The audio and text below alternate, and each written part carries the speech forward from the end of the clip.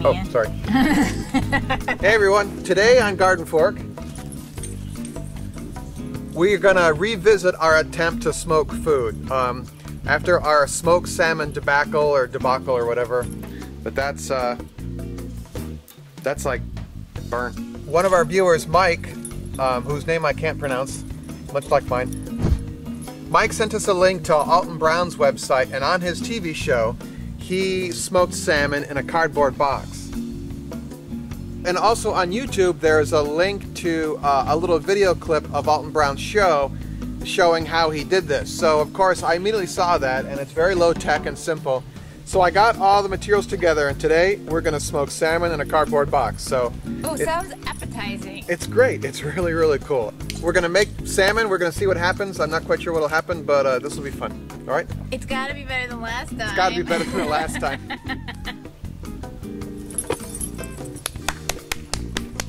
I'm gonna do this curing thing, which I didn't really know about until I saw the Alton Brown video clip.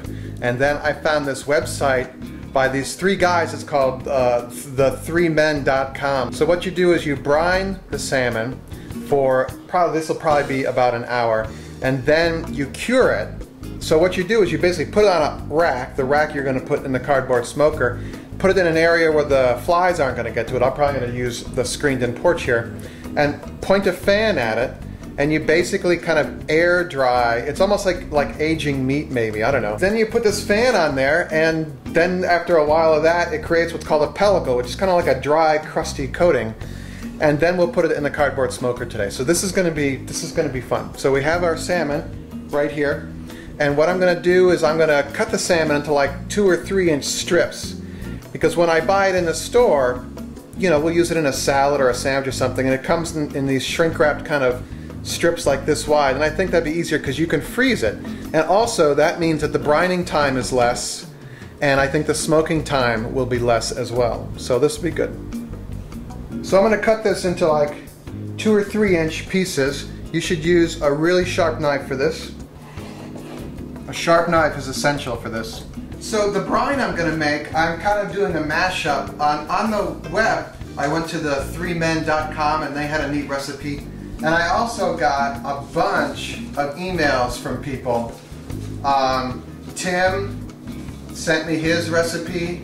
Bryce sent me all sorts of stuff of what I should do with my smoker.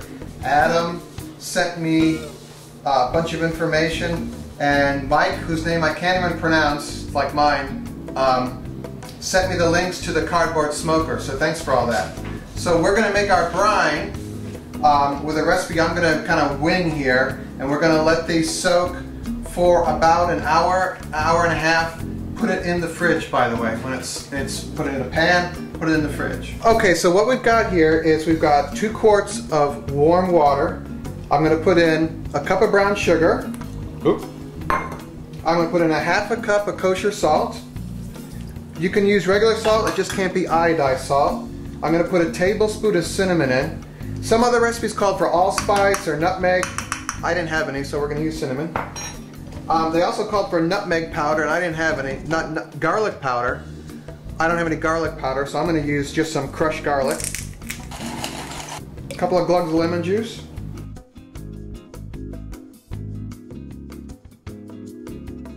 This is our brined salmon here. So basically I put it in the fridge for about an hour and a half here, and I put it skin side up so that the brine would get into the meat of the fish. So this has been soaking for about an hour and a half, and now we're going to cure it so it has a pellicle, it's called, on it. Right? What? Pellicle, some kind of coating. And I'm not going to rinse this. There's a debate as to whether you should rinse the brine off or not, you know, and I'm not going to do that. So we're just going to take these out. I'm swishing these around a little bit to get a little bit of the good stuff on them. I'm just going to do some cracked pepper on here.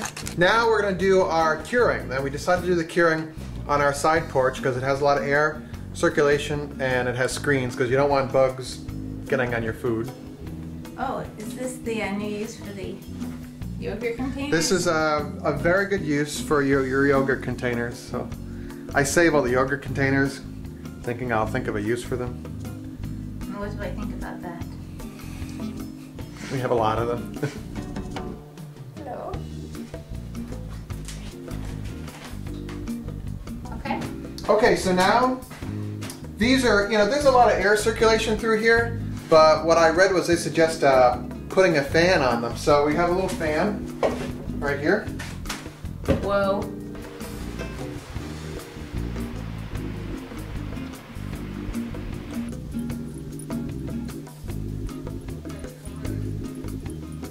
This is our cardboard box. It's a moving box. The trick is it should be unpainted on the inside. This is basically a brand new box. You don't want, I don't know why someone would paint the inside of a box, but we're gonna seal the bottom of it. We're not really good, just gonna tape it with a piece of tape. And the tape's not flammable? It's less flammable than the cardboard. So Get your 911 ready. yeah. Are you worried, honey? Okay, so to do this, you need 2 dowel rods Where'd you get those? at the hardware store. Oh. And you're going to put them through so that your oven grate will sit right up.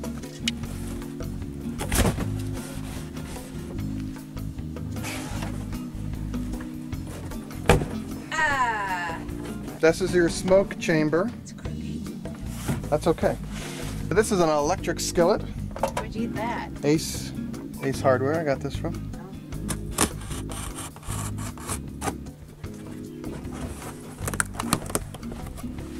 There you go. So you could reach in and adjust your dial, and you can also add more chips in. Gas iron pan. This goes on top of the thing. I've been soaking my chips. Now, in the Alton Brown episode, he used sawdust, oak, hardwood sawdust, and he said go to a cabinet maker and get sawdust. We could have gotten that at the barn. And I like Alton Brown, but I don't think most people are going to be able to go to a cabinet maker and get hardwood sawdust. I'm getting eaten alive. Because most cabinet makers also use plywoods and melamine and MDF, and that all goes into the same vacuum system. So, and they said don't use wood chips, but I'm going to use apple chips, and I've been soaking them all day long in water because I got a bunch of emails from people that I wasn't soaking the wood long enough. So I'm going to fill this. Where did those apple chips come from? You bought them or you made Yeah, them? no, I bought these at the hardware store. At the hardware store? Yeah. And they came pre-chipped? Yeah. After looking at them, I realized, we have a little chipper, gas-powered chipper. I could just be shoving apple sticks into the chipper, and that too. I could make that, $3, $3 a bag. All right, so I'm going to put some of these in here. Now, the trick here is you don't need a ton of smoke. You just need some smoke and some heat. You know the trick? Yeah, like I know the trick. All right, so I'm going to put 2 handfuls in there. It's just sticks.